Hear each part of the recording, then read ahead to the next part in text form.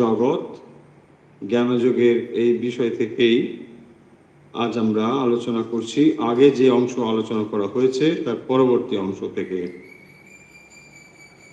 স্বামীজি এই ব্রহ্ম ও জগৎ এই বিষয়ে যে আলোচনাটি আমরা পড়ছি সেখানে তিনি দেখিয়েছেন যে উপনিষদের মধ্যে কিভাবে এই অদ্বৈতবাদ ব্যক্ত করা হয়েছে এবং পাশাপাশি তিনি আলোচনা করেছেন দ্বৈতবাদ সম্বন্ধেও। তাই আমাদের মনে হলো যে আজকের যে বিষয় এখানে আলোচনা করা হবে বা স্বামীজি যে কথা উল্লেখ করেছেন তা মোটামুটি দুটো জিনিসের ওপরে, তা হলো দ্বৈত এবং অদ্বৈতবাদ।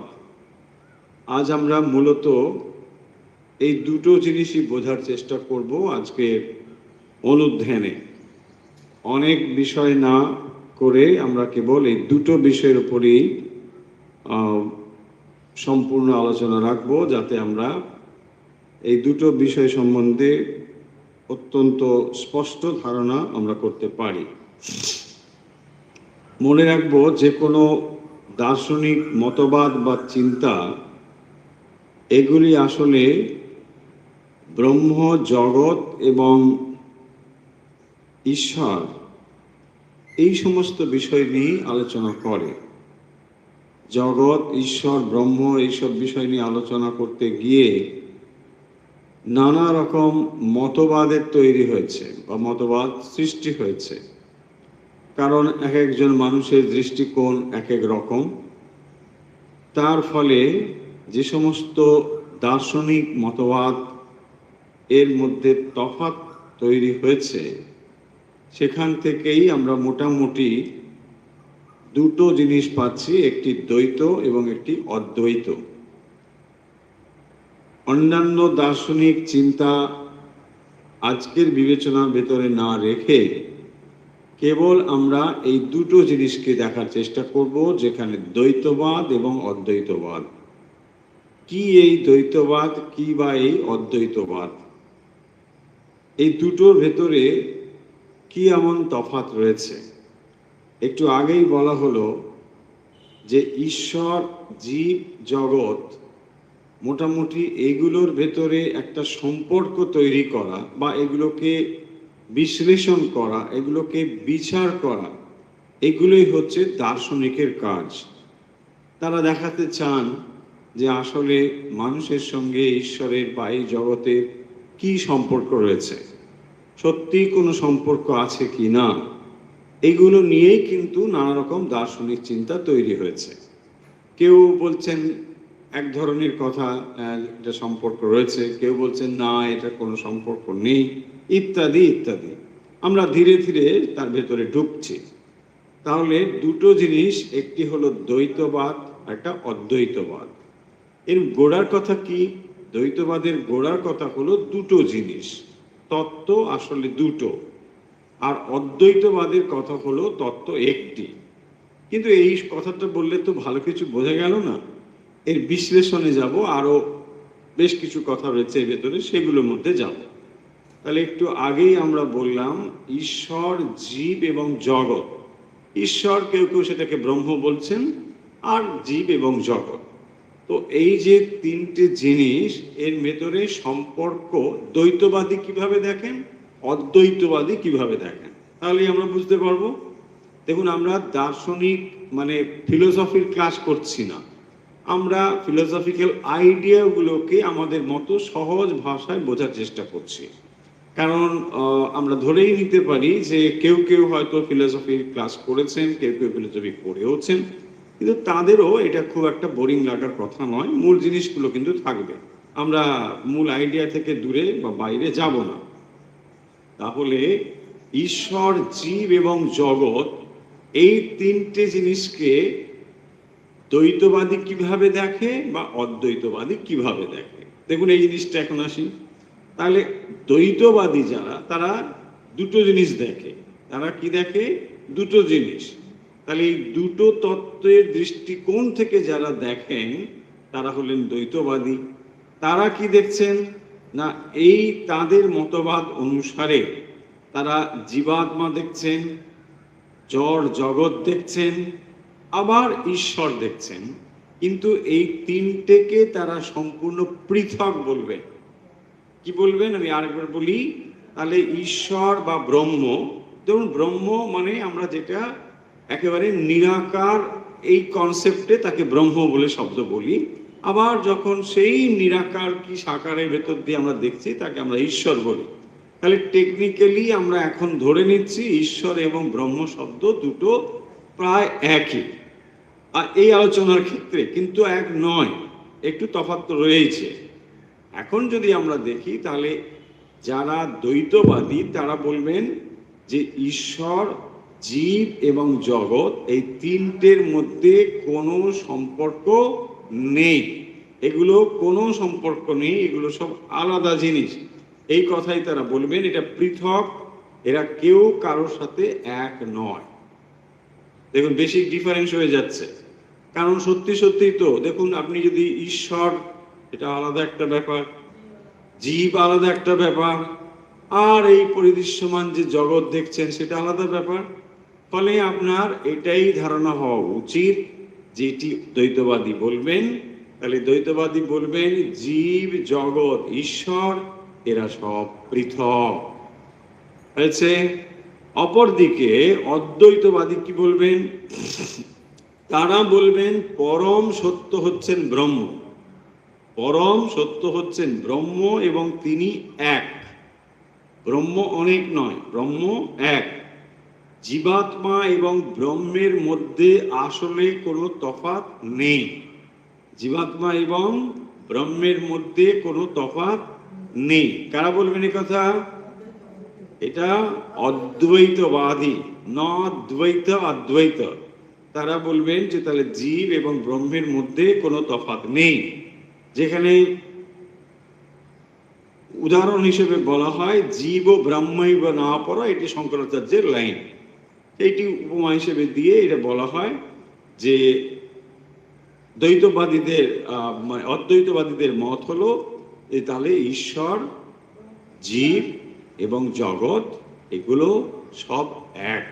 তার মানে পরম সত্তা হলো এক, জীবাত্মা এবং পরমাত্মার সঙ্গে সম্পর্ক হলো এক সম্পর্ক, এগুলো কোনো তফাৎ নয়। দেখুন এই পয়েন্টের দিকে এইটা। তাহলে নিরিখটা কি, কোন দিক থেকে বিচার করা হচ্ছে? ঈশ্বর, জীব এবং জগৎ এদের মধ্যে সম্পর্কের দিক থেকে দুটো ফিলোসফির তফাৎ কি? একটি বলছেন, একটি মানে কোনটি? দ্বৈতবাদী। তারা বলবেন এই তিনটির মধ্যে কোনো সম্পর্ক নেই হলো।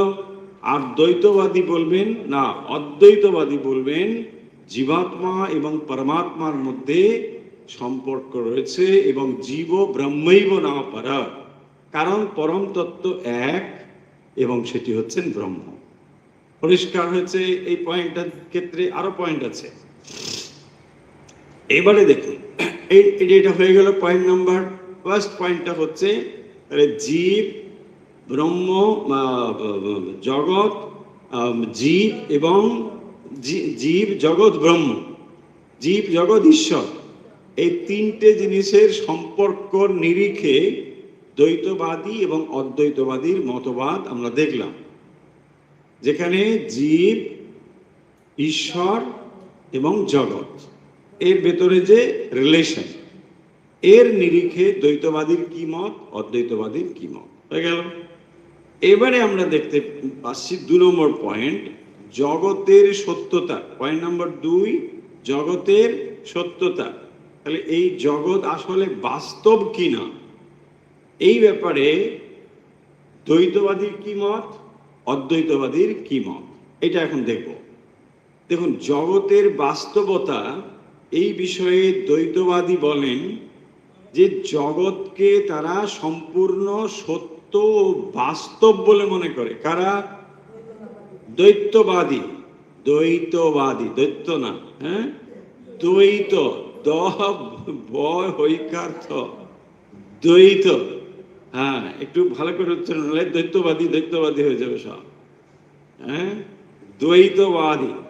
তাহলে দ্বৈত যারা, তারা কি মনে করে জগৎ বাস্তব সত্য, জগৎ হচ্ছে বাস্তব, ঈশ্বর যেমন সত্য, তার সৃষ্টি, এই বিশ্ব ঠিক সেভাবে সত্য, এটি কোনো মায়া নয়। তাহলে অদ্বৈতবাদে কি বলে? এটাকে মায়া বলে। এখানে বলবেন না, ঈশ্বর যেমন সত্য, তার এই সৃষ্টিও তেমন বাস্তব সত্য। তাহলে যা আপনি এই জগৎ রূপে দেখতে পাচ্ছেন, দ্বৈতবাদী বলবেন এটা সত্য। দেখুন, এইগুলো কিন্তু বেসিক জিনিস। এই দুটো ফিলোসফির মধ্যে যে বেসিক তফাৎটা রয়েছে, সেটা যদি আপনি গুলিয়ে ফেলেন, তাহলে যখনই আপনি এই ফিলোসফিক্যাল আইডিয়াগুলো পড়বেন, ধরতে পারবেন না। কারণ কে কোন লাইনে কথা বলছে, আপনার যদি বেসিক জিনিস না জানা থাকে, কে কোন দলের, তাহলে মূল জিনিসগুলো কিন্তু গুলিয়ে ফেলবেন। কারণ একজন আচার্য শঙ্কর, তিনি কোনবাদী? অদ্বৈতবাদী।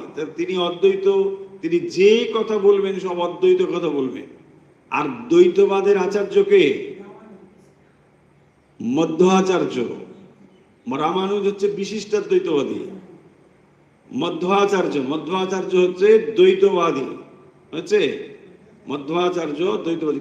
রামানুজ হচ্ছেন বিশিষ্টাদ্বৈতবাদী, রামানুজাচার্য। বিশিষ্টাদ্বৈতবাদীর কথা এখন বলছি না, সেটা এখন বাদই দিচ্ছি।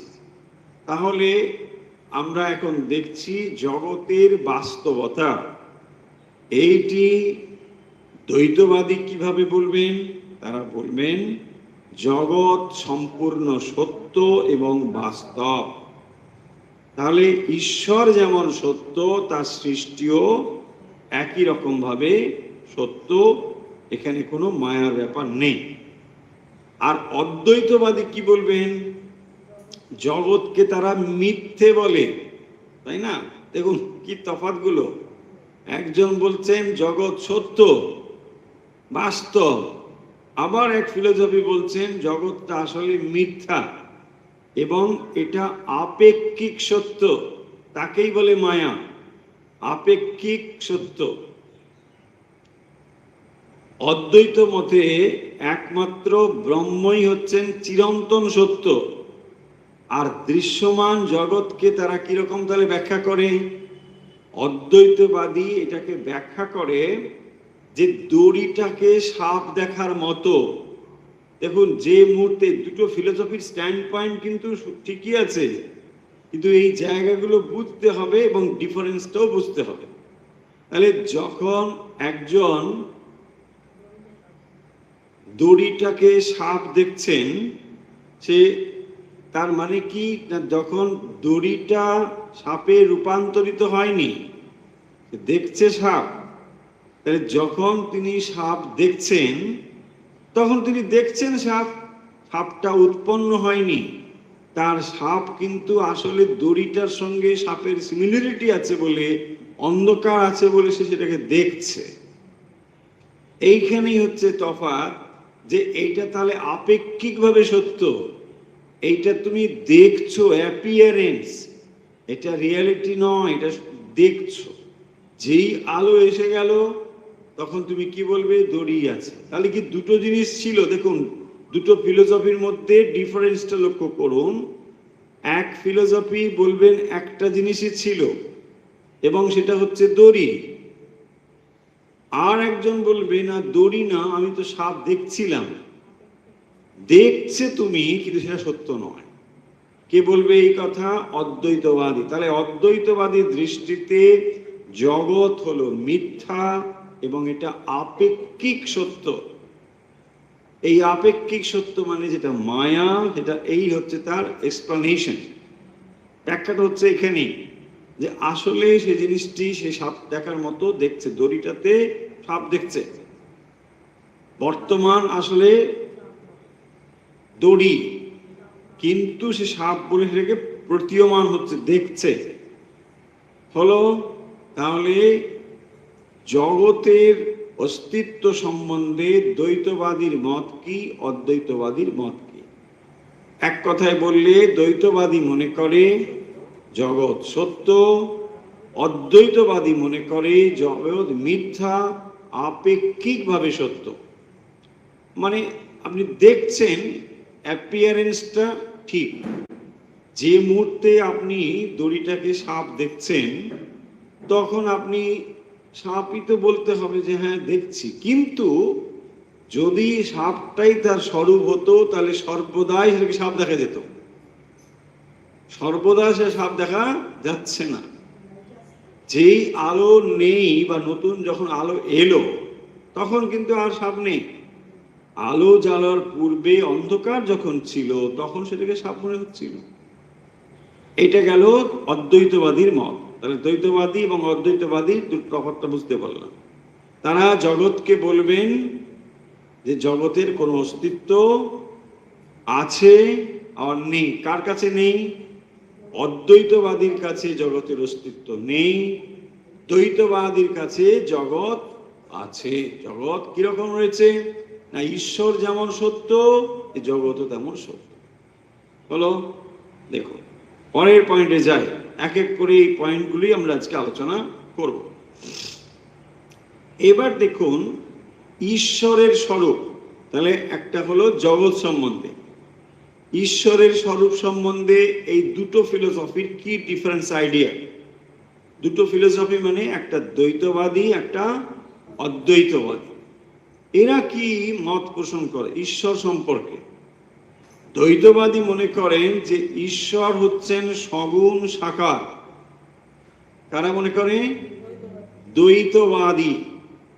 তারা মনে করে, তারা ঈশ্বরকে মনে করছেন যে তিনি হচ্ছেন সাকার, মানে একটা আকার যুক্ত হবে। ঈশ্বরের একটি আকার আছে, আর কি তিনি হচ্ছেন সগুণ, গুণযুক্ত।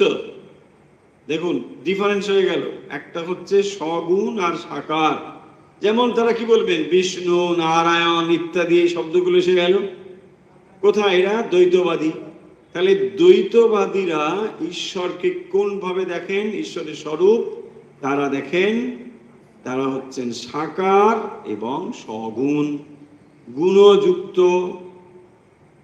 আর আকারযুক্ত, এটা ফর্ম রয়েছে।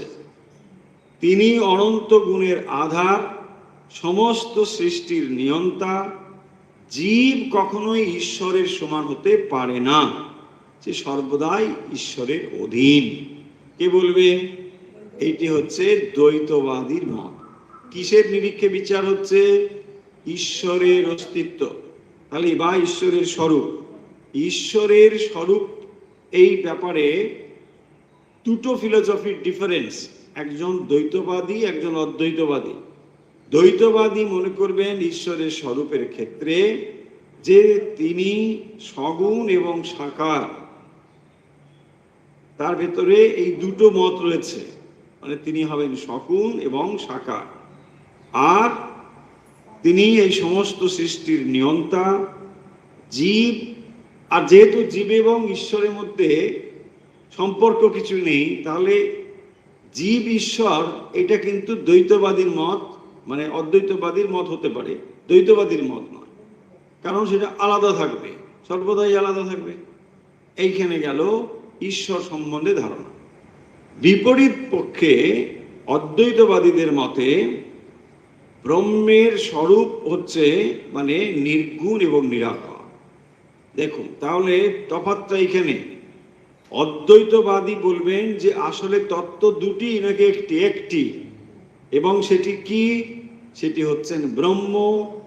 তার স্বরূপটা কিরকম না, সেটি হচ্ছে নির্গুণ এবং নিরাকার। নির্গুণ মানে কোনো গুণ যুক্ত নয়, আর নিরাকার মানে তার কোনো আকার নয়। এখন প্রশ্ন আপনি করতে পারেন যে এই যে অদ্বৈতবাদী তারা নির্গুণ নিরাকার কেন বলছেন, তাই না? এই প্রশ্ন হতে পারে যে তারা যে নির্গুণ নিরাকার বলছেন তার আইডিয়াটাকে কেন তারা বলবেন। দেখুন জোর করে তো একটা ফিলোসফি হবে না, তার পেছনে তো একটা যুক্তি থাকতে হবে, অযৌক্তিক কথা তো হবে না। এখানে অদ্বৈতবাদী ব্রহ্মের স্বরূপকে যে নির্গুণ বলছেন আর তিনি যে নিরাকার বলছেন, তার কারণ হলো যিনি অসীম অনন্ত হবেন তিনি কখনো আকার যুক্ত হতে পারেন না। এটা হবে তাদের মত।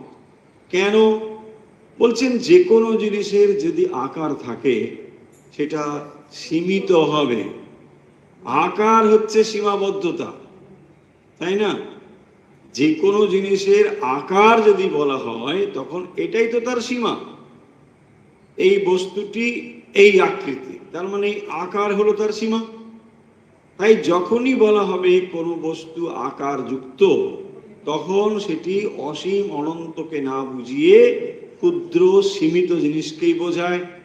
তাই সেখানে ক্যান্সেল করা হবে যে যেটি অনন্ত হবে সেটা কখনো আকার যুক্ত হতে পারে না। দেখুন, এই নিয়েই মানুষের তর্ক চলছে। ভগবানের আকার আছে, একজন বলছে না আকার নেই, একজন বলছে না আমার নারায়ণ সত্য, একজন বলছে না না ও সত্য। এই নিয়ে চলছে কিনা দেখুন, মানুষের বিবাদ চলছে।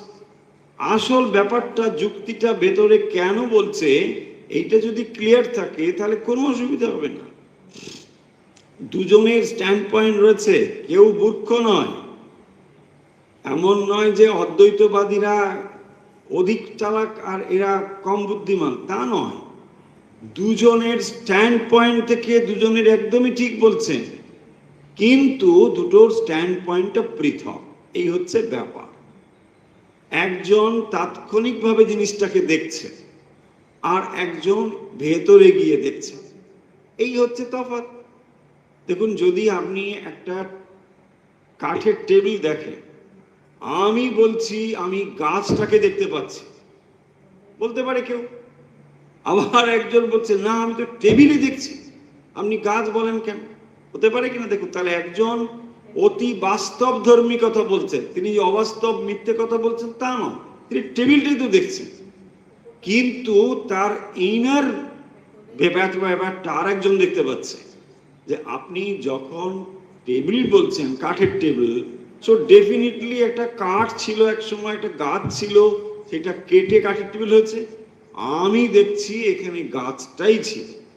এই দেখুন, দুটো স্ট্যান্ড পয়েন্ট থেকে দুটো ফিলোসফিক্যাল আইডিয়াটা ডিফার করলো, আর কিচ্ছু না। এটা নিয়ে এত তর্ক হওয়ার কিছু নেই। দুজনেই সত্য কথা বলছে, কিন্তু আসল জিনিসটা ওইখানে নয়। যদি আপনি আরো গভীরে যান তাহলে সত্য আপনার কাছে প্রকাশিত হবে। তুমি যদি বলো আচ্ছা টেবিলটাই সত্য, ঠিক আছে, তুমি এর পেছনে তত্ত্বটাকে জানবার চেষ্টা করো। যিনি বলছেন গাছটা সত্য, ঠিক আছে, ওর পেছনে তত্ত্বটাকে জানবার চেষ্টা করো, বাস হয়ে গেল। তাহলেই সেখানে পৌঁছতে পারে। তাহলে ফিলোসফিক্যাল আইডিয়াগুলো কিরকম ভাবে ডিফার করছে, একটা দ্বৈত এবং অদ্বৈত, আমরা মূলত এটাই আজকে আলোচনা করছি। আজকের আলোচনার যে পয়েন্টটাতে আমরা এখন রয়েছি সেটি হচ্ছে ঈশ্বরের স্বরূপ। তাহলে জগৎ সম্বন্ধে ব্যাখ্যা হয়ে গেল। ঈশ্বর সম্বন্ধে দ্বৈতবাদী বা আর অদ্বৈতবাদী কি ধারণা পোষণ করে? যারা দ্বৈতবাদী তারা বলবেন ঈশ্বর হচ্ছেন নিরাকার ও নির্গুণ, নাকি তাই? না, তারা বলবেন সগুণ সাকার, এবং গুলিয়ে ফেললে হবে না। তাহলে সগুণ এবং সাকার বলবেন। কেন তারা বলবেন? দেখুন, তারা যখন দেখছেন তখন তারা গুণযুক্ত হয়েই দেখছেন। বস্তুকে যখন আপনি দেখার ভেতরে নিয়ে আসছেন তখন সেটাকে তো গুণযুক্তই দেখছেন, তখন তাকে তো ফর্মে দেখছেন, কারণ আপনার ইন্দ্রিয় ফর্ম ছাড়া দেখতে পারে না। আমি যদি বলি আপনি নিরাকার ব্রহ্মকে দেখুন, বুঝব নিরাকারই কি, তার আবার ব্রহ্ম কি দেখবো, তাই না? ধারণা করতে পারবেন না। সেই জন্য বলা হচ্ছে দেখো এই হচ্ছে নারায়ণ, দেখতে পাচ্ছ? বলছে হ্যাঁ এইটা আমি দেখতে পাচ্ছি। সো এইটা আপনার কাছে সহজ হবে। সেই জন্যে আপনাকে যখনই ইন্দ্রিয় গ্রাহ্য কোনো বস্তুর ভেতরে নিয়ে আসা হবে তখন তাকে ওইভাবেই নিয়ে আসা হবে, তখন আপনার ক্ষেত্রে বুঝতেও সুবিধে। কারণ মানুষ ইন্দ্রিয়গ্রাহ্য বস্তু ছাড়া ধারণা করতে পারে না, এটাকেই সে ধারণা করবে।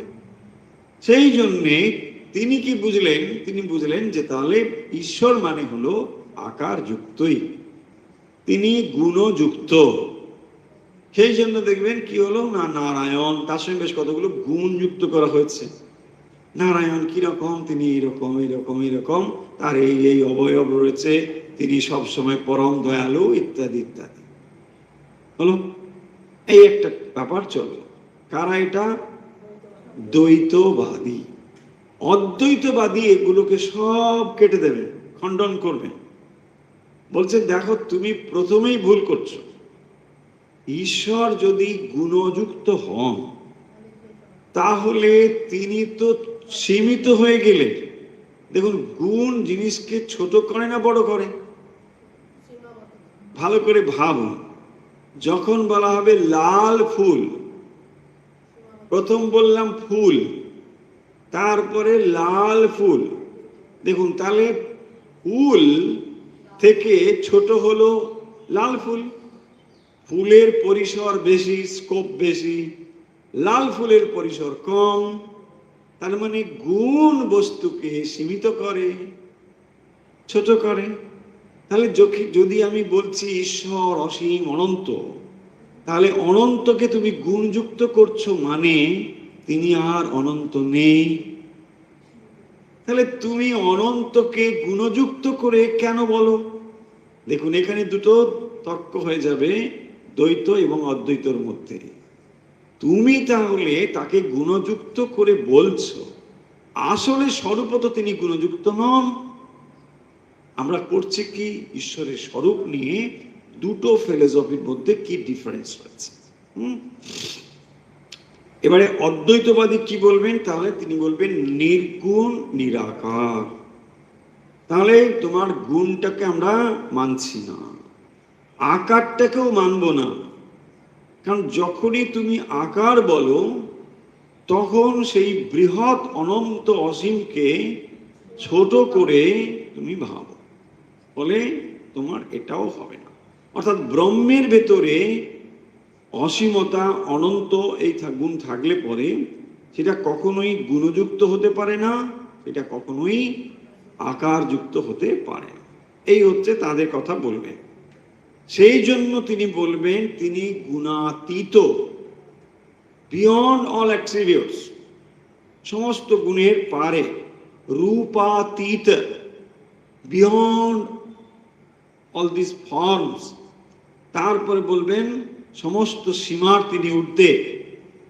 আমাদের বোঝার সুবিধার জন্য আমরা সগুণ ঈশ্বর মনে করি, এটা ঠিক, কিন্তু পারমার্থিক স্তরে তিনি শুদ্ধ চৈতন্য সত্তা। কে বলবে? অদ্বৈতবাদী। তুমি অসীম অনন্তের ধারণা করতে পারো না, তাই তোমাকে সীমিত রূপে ধারণা করতে হয়, তাই না?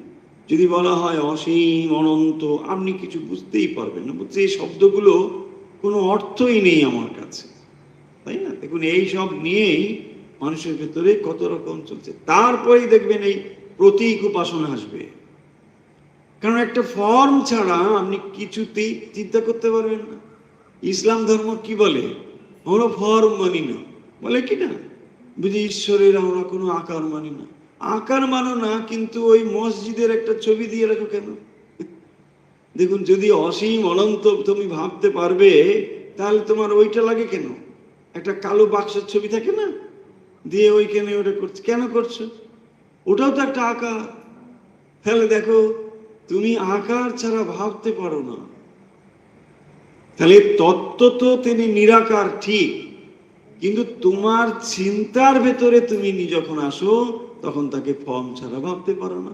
সেই জন্যই তো তুমি ফর্ম করো। পবিত্র মসজিদ কেন? তোমার মসজিদ কি? ভগবান তো সর্বব্যাপী, তাকে মসজিদ বানাচ্ছ কেন? কি কনসেপ্ট, তাই না? যিনি সর্বব্যাপী, তুমি তো বলো তার কোনো আকার নেই, তো আকার নেই তো তাহলে মানো কেন? দেখুন, এই তো ক্রিটিসাইজ করে যে হিন্দু সনাতন ধর্ম মানে এরা সব দেব দেবীর পুজো করে, এরা পুতুল পুজো করে। মানুষ তো এইভাবেই সমালোচনা করে। তাহলে পুতুল পুজো যেটা করে, তুমি তত্ত্বটা না বুঝে তোমরাও পুতুল পুজো করো, তাই না? পুতুল পুজোই তো করো। আবার যদি বলেন যে আমি কিছু জানি না, পশ্চিম দিক, ওয়াই পশ্চিম দিক? একটা পার্টিকুলার দিক, ওটাও তো একটা প্রতীক, সিম্বল, তাই না? এরকম সব ধর্মে আছে।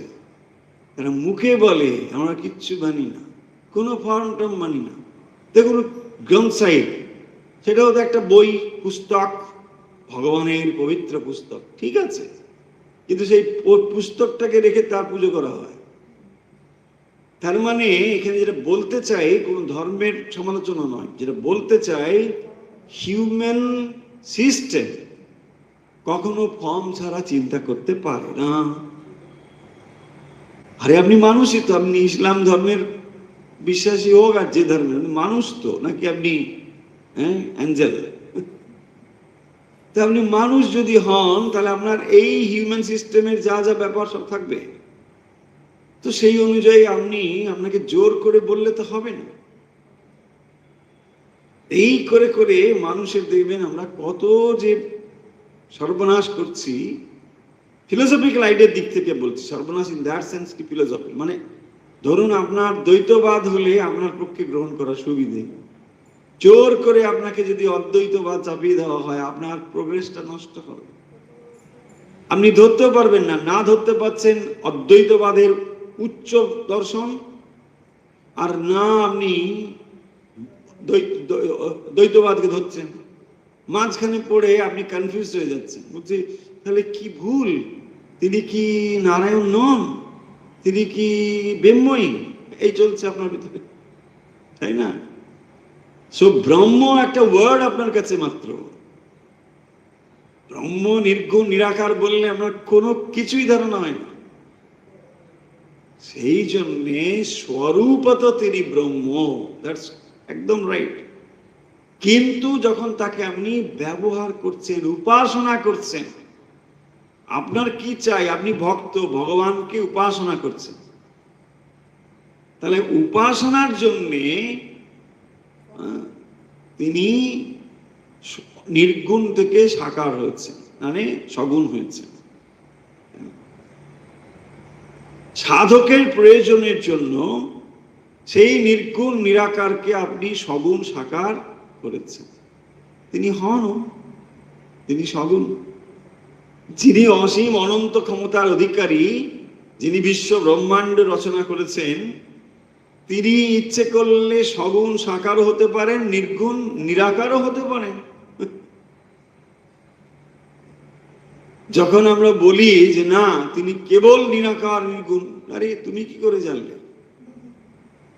তুমি কি করে জানলে? তোমার সঙ্গে কি মিটিং করে রেজলিউশন হয়েছে যে ভগবান যিনি অসীম অনন্ত বলছো, তিনি ইচ্ছে করলে অনেক কিছুই হতে পারে, বিয়ন্ড অল দিস। শ্রীরামকৃষ্ণ বলছেন তিনি এর পারেও বটে। কি পারে আমাদের কোনো ধারণাই নেই। আমরা কোনো জিনিসকে আইদার নিরাকার অর সাকার এই তো বুঝি, কিন্তু তার ভেতরেও আরো অনেক ভ্যারিয়েশনস রয়েছে। শ্রীরামকৃষ্ণ কথামৃতে দেখবেন বলছে।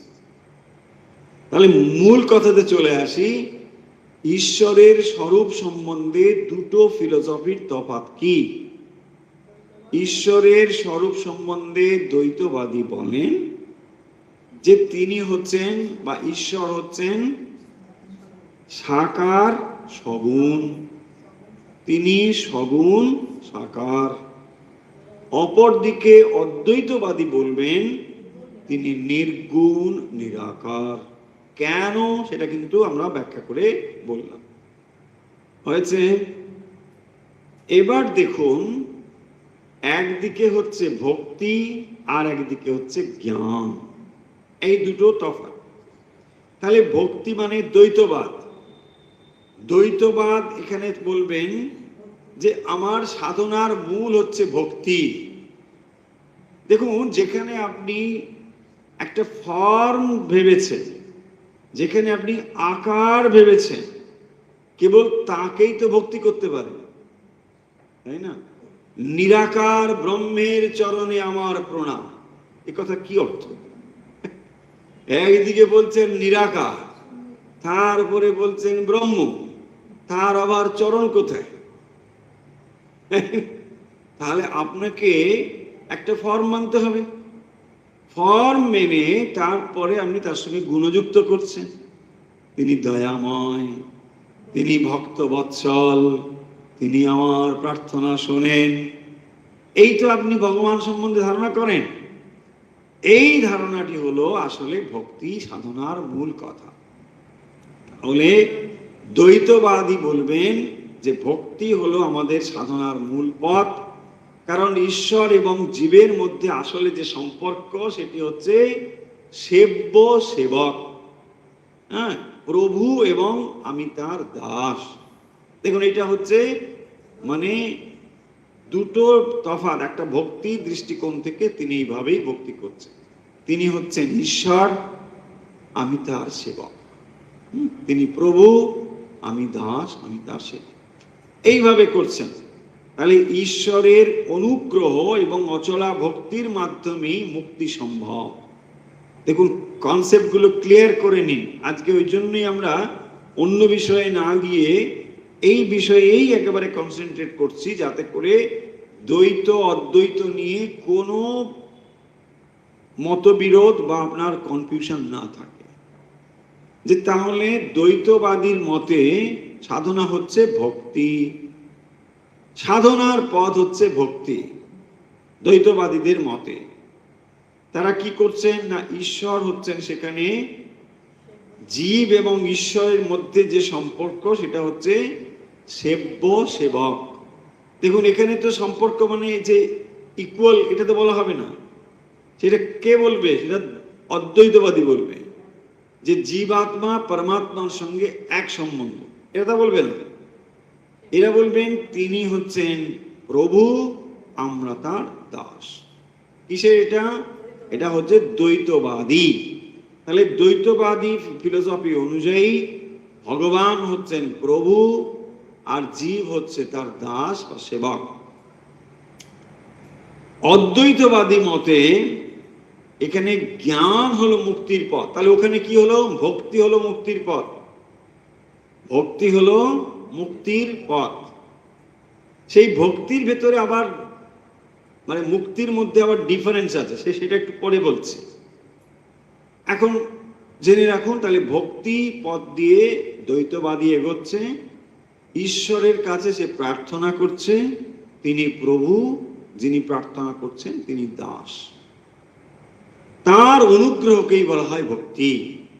যখন ভগবান অনুগ্রহ করছেন তাকে ভক্তি দিচ্ছেন, আর এই ভক্তি হচ্ছে মুক্তি।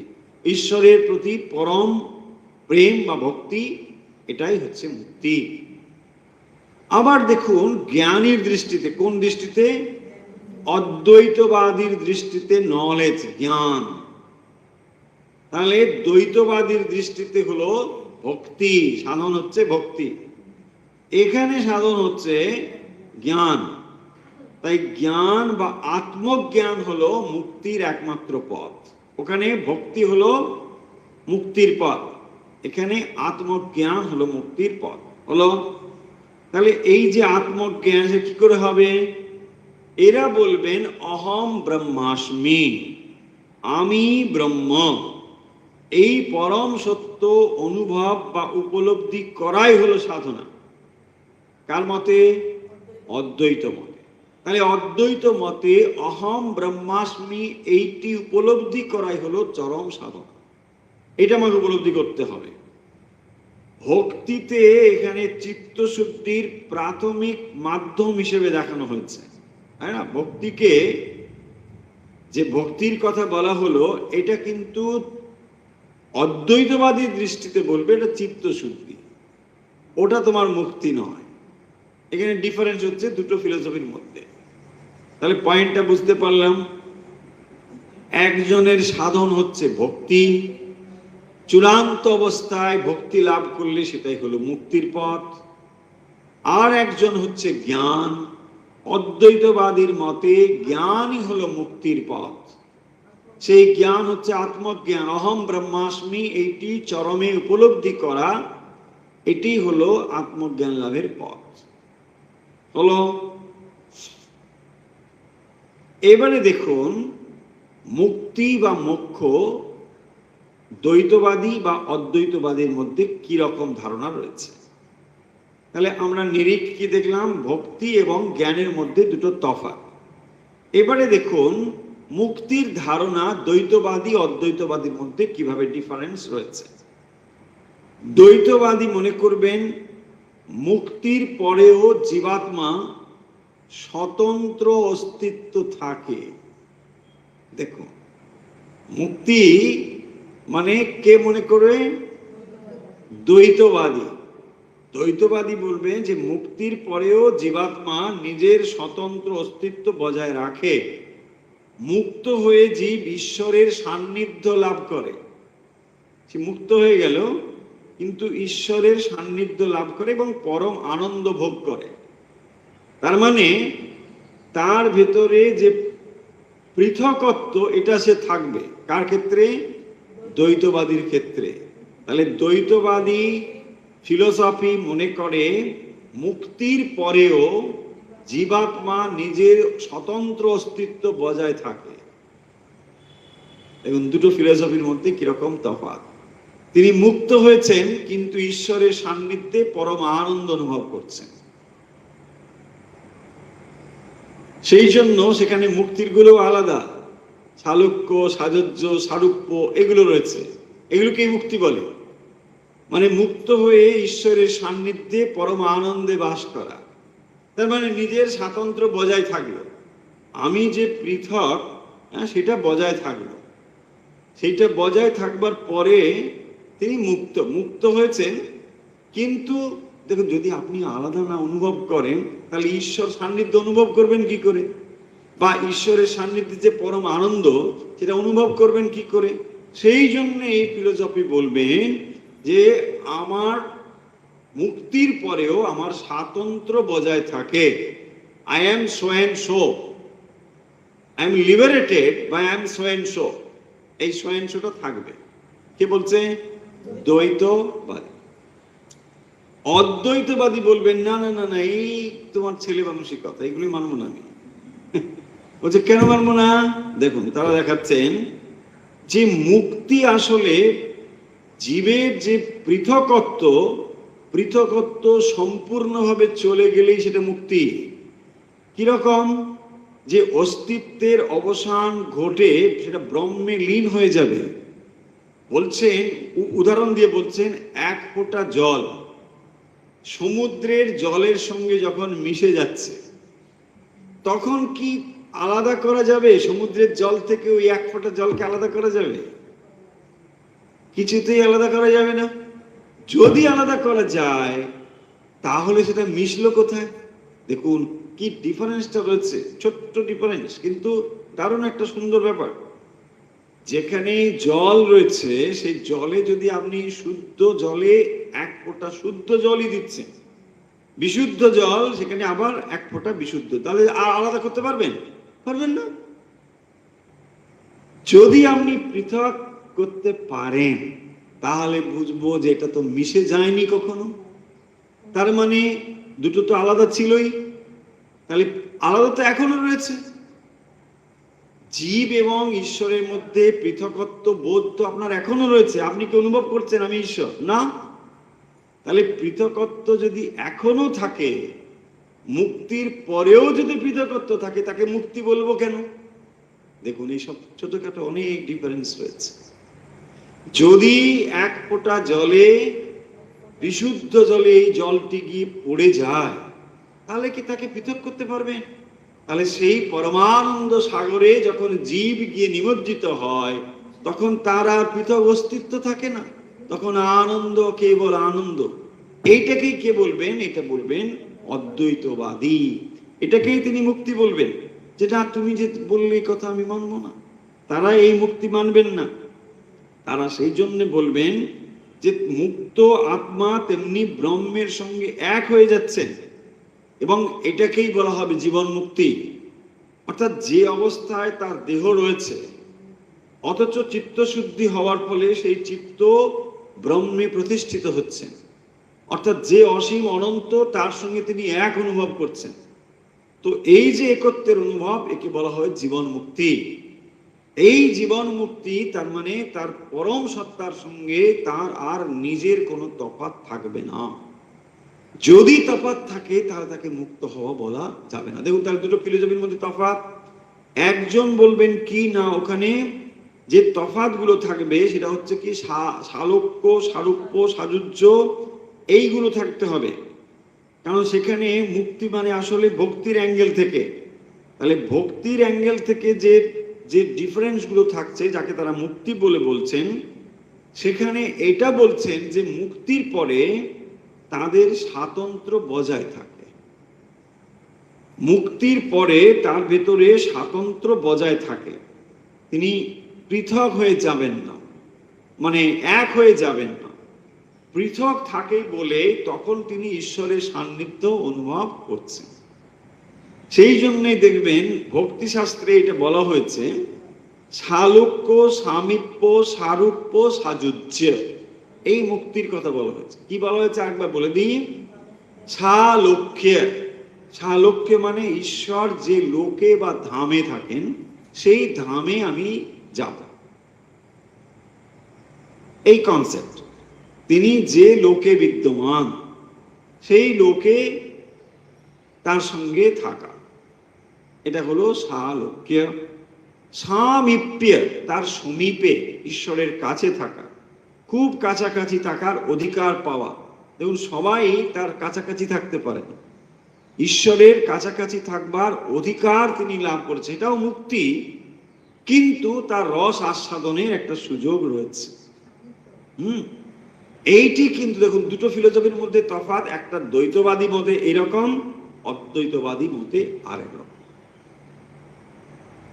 দ্বৈতবাদী বলবেন সব ঠিক আছে, কিন্তু এই ডিফারেন্সটুকু থাকবে। আর অদ্বৈতবাদী বলবেন যে না, এটা তাহলে মুক্তি হতে পারছে না, এখানে এই পার্থক্য থাকবে কেন। সারূপ্য মানে হচ্ছে ঈশ্বরের মতো রূপ বা আকৃতি ধারণ করা, ঈশ্বর যে রূপ ধারণ করবেন সেই রূপ ধারণ করা, সেই রকম রূপ। সাযুজ্য মানে ঈশ্বরের আনন্দের সামিল হওয়া, কিন্তু ঈশ্বরের সত্তায় হারিয়ে যাওয়া নয়, দুটোর মধ্যে তফাৎ আছে।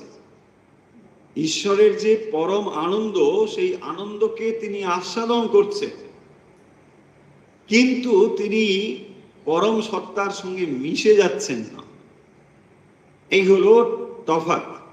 তাহলে একটা দ্বৈতবাদী একটা অদ্বৈতবাদীর মধ্যে তফাৎ হলো। আমরা কি পুরো জিনিসটা আরেকবার সামক করব? যে জিনিসটি আজকে আমরা আলোচনা করলাম, এটাকে আমরা প্রথম থেকে আরেকবার ছোট্ট করে, হ্যাঁ, সাযুজ্য,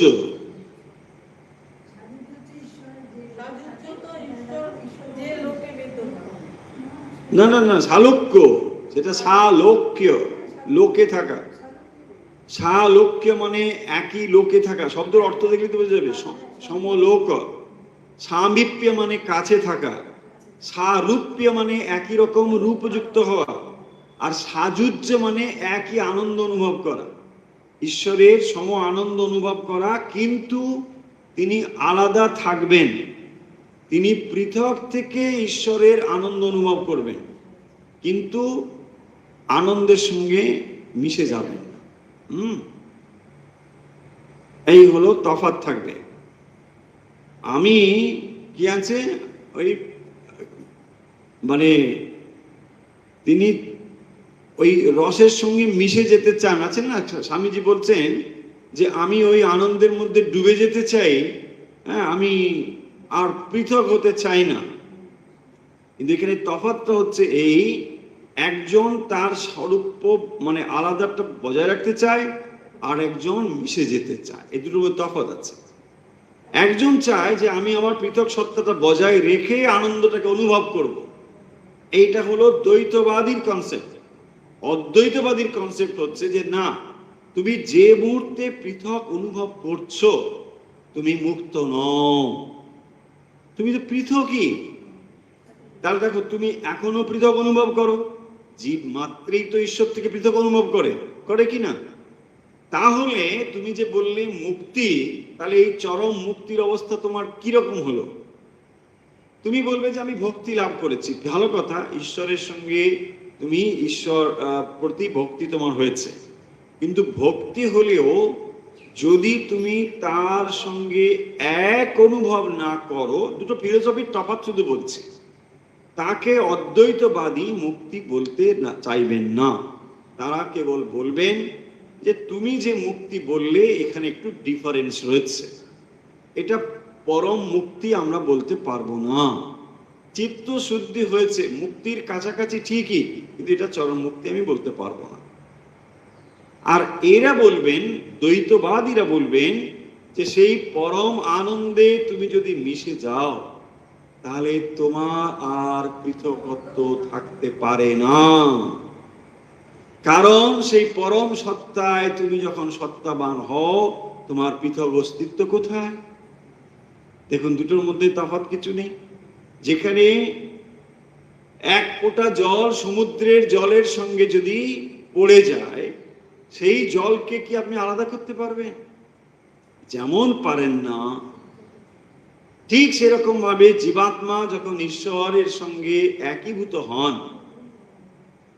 দেখুন যদি একীভূত হবে তখনই সমধর্মযুক্ত হলেই হবে, তা নাহলে হবে না। ধরুন একটা পাত্রে জল রয়েছে, আর একটা পাত্রে জল রঙিন জল, তাহলে যত সময় জলের ভেতরে রঙিন বা এই মলিনতাটা রয়েছে তত সময় ওই জল ওর মধ্যে দিলে কখনোই সেটা এক হতে পারবে না, কারণ এর মলিন ধর্ম ওর সঙ্গে যুক্ত হয়ে যাবে। তাহলে আপনি কি করছেন? চিত্ত শুদ্ধি করছেন। দেখুন, এটাই তো করছেন। চিত্ত শুদ্ধ করতে করতে আপনার সমস্ত মলিনতা থেকে বিশুদ্ধ হবেন, তখনই হবে আপনি বিশুদ্ধ জল। এই বিশুদ্ধ জল যখন ওই পরমাত্মা বিশুদ্ধ জলের সঙ্গে সংযুক্ত হবে, তখন আপনার স্বরূপ অস্তিত্ব যে আলাদা, এটা আর থাকবে না। এরা অদ্বৈতবাদী বলেন, এটা আচার্য শঙ্করের মত হচ্ছে। তখনই বলবেন যে এটা তার সঙ্গে সম্পূর্ণ আলাদা হয়ে যাবে। এইটাকে আপনি মৃত্যু ভাববেন না। অনেকে মনে করে এই যে বাবা তাহলে তো আমার আর কি থাকলো, সবই তো তোমার হয়ে গেল। আরে ভাই, এটাই তো দরকার। যত সময় আপনি আমি করছেন, মানে কি নিজের অস্তিত্বটাকে বাঁচিয়ে বাঁচিয়ে চলছেন, মানে সেই ভোগাতেন যে দেহ, সেইটাকে ধরেই আপনি রেখেছেন, যে আমিটাকে ধরে তারপরে আমি যা কিছু করি না। আমি মোলে ঘুচি বেজঞ্জাল, ওই আমিটা আছে বলেই তো পৃথকত্ব রয়েছে। জীবাত্মা এবং পরমাত্মার মধ্যে তফাৎ তো আমি। তাহলে এই আমি রূপ নির্মল না করতে পারলে তার সঙ্গে এক হবে না। তাহলে আমিটাই হচ্ছে তফাৎ। এই যে জীবের মধ্যে আমিত্ব, এটাকে বলা হয় জীবাত্মা। জীব আসলে ব্রহ্মই স্বরূপত। দেখুন, এই ফিলোসফিটা কত স্ট্রং ফিলোসফি, কিন্তু মুশকিল হচ্ছে আমরা অধিকাংশ মানুষই এই ফিলোসফি গ্রহণ করবার জন্য প্রস্তুত নই। প্রস্তুত নই ইন দ্যাট সেন্স, এমন ভাববেন না যে তাহলে সব আমরা মানে বোকা টাইপের, বুঝতে পারি না, তা নয়। এই ফিলোসফিটা গ্রহণ করতে হলে কামনা বাসনা শরীর বোধ থেকে অনেক অনেক ঊর্ধ্বে উঠতে হয়। সেই কারণের জন্য এই ফিলোসফিটা আমরা সকলে নিতে পারি না। আর সকলে না নিতে পারলে তখন মুশকিল হয়ে যায় যে দুরকম আইডিয়া, একটা ওই আইডিয়া একটা এই আইডিয়া, দুটোর মধ্যে একটা গোলমাল তৈরি হয়। যাই হোক, আমরা আজকের এই জিনিসটিকে আর একটু সামাপ করে নিই। দুটো জিনিস আজকে আমরা মূলত পড়লাম, একটা দ্বৈতবাদী আর একটা অদ্বৈতবাদী। দ্বৈতবাদী অদ্বৈতবাদী, দ্বৈত না কিন্তু দ্বৈত, হ্যাঁ অদ্বৈত, হ্যাঁ অদ্বৈত। ওই তো সারাদিন শুনে শুনে তারপরে অদ্বৈত। অদ্বৈত দ্বৈত ভালো করে একটু এই টাং ক্লিনার একটু লাগবে, আর কিছু না, এটা দিলে হয়ে যাবে।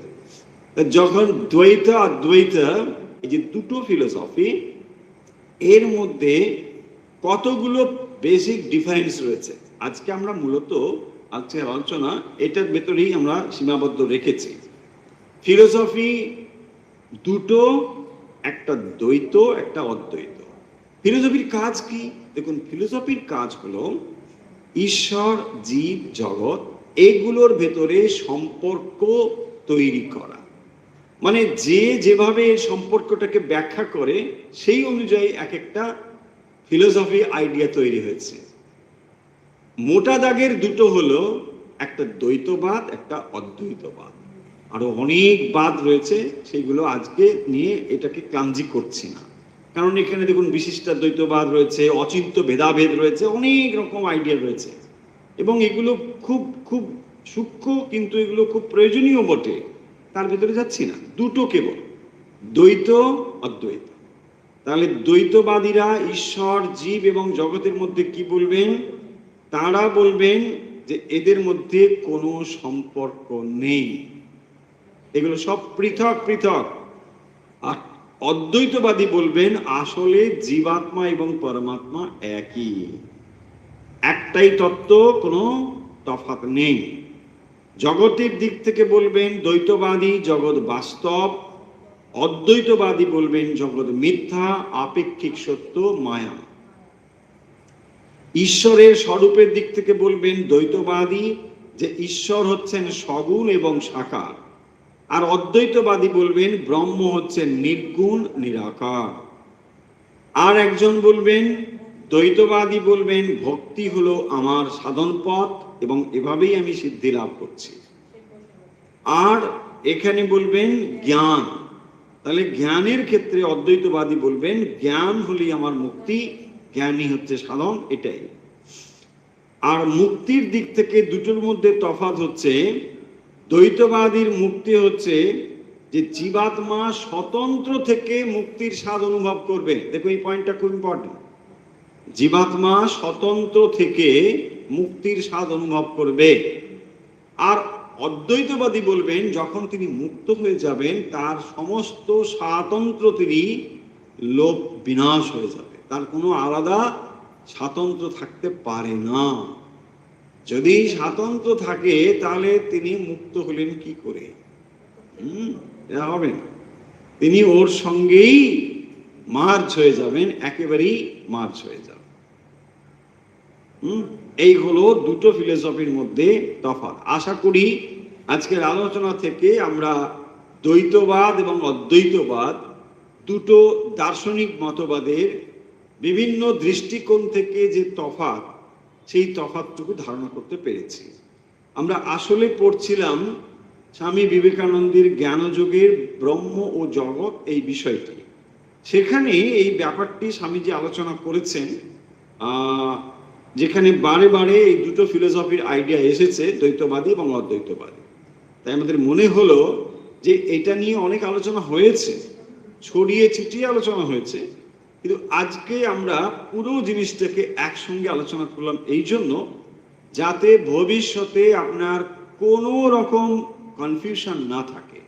দেখবেন যখনই আপনি কোনো কিছু আইডিয়া পড়ছেন, সেটা ফিলোসফির আইডিয়া, দ্বৈতবাদী অথবা অদ্বৈতবাদী, এই বেসিক জিনিসগুলো যদি আপনার মনে থাকে তবে আপনি এই কথাগুলো ঠিক ধারণা করতে পারবেন বা বুঝতে পারবেন।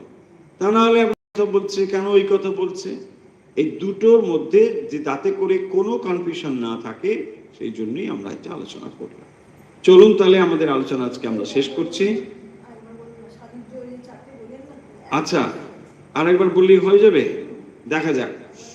আর একবার আমরা বলে দিচ্ছি, সাধু শালুক্য